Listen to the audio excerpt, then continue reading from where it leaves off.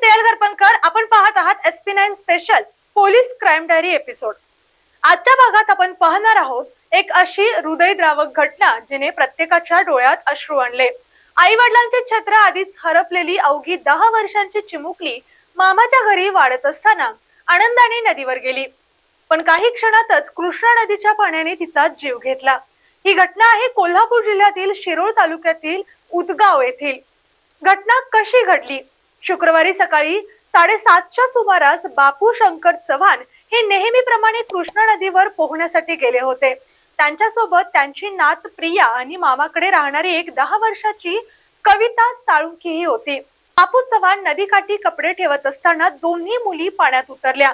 सुरुवातीला सर्व काही सुरळीत वाटत होतं, पण काही क्षणातच दोघींनाही नदीच्या खोल पाण्याचा अंदाज आला नाही आणि त्या बुडू लागल्या।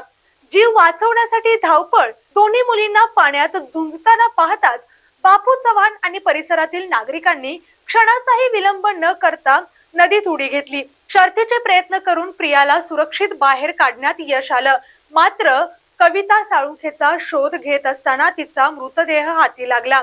अवघ्या काही मिनिटातच आनंदाचा दिवस दुःखात बदलला। काळीज पेटून टाकणारा हा क्षण। मृत्यूच्या दारातून परतलेल्या प्रियाने वडिलांना पाहताच अश्रूंना वाट मोकळी करून दिली। ती रडत म्हणाली, बाबा मी वाचले, पण आपली कविता गेली होती।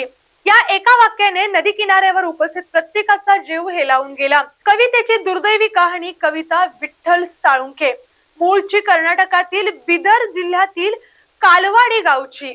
काही वर्षापूर्वीच आई वडिलांचे निधन झाले होते। त्यानंतर मामा शंकर चव्हाण यांनी तिला आपल्या मुलीसारखं सांभाळलं होतं, मात्र नियतीला काही वेगळंच मान्य होतं। आई वडिलांनंतर आता नदीच्या पाण्यानेही या निष्पाप चिमुकलीचा जीव घेतला। पोलिसांची कारवाई। या प्रकरणाची माहिती जयसिंगपूर पोलीस ठाण्यात देण्यात आली। पोलिसांनी घटनास्थळी पंचनामा करून मृतदेह शवविच्छेदनासाठी पाठवला। शवविच्छेदनानंतर पार्थिव नातेवाईकांच्या ताब्यात देण्यात आले आणि रात्री उशिरा बिदर जिल्ह्यातील कालवाडी येथे तिच्यावर अंत्यसंस्कार करण्यात आले।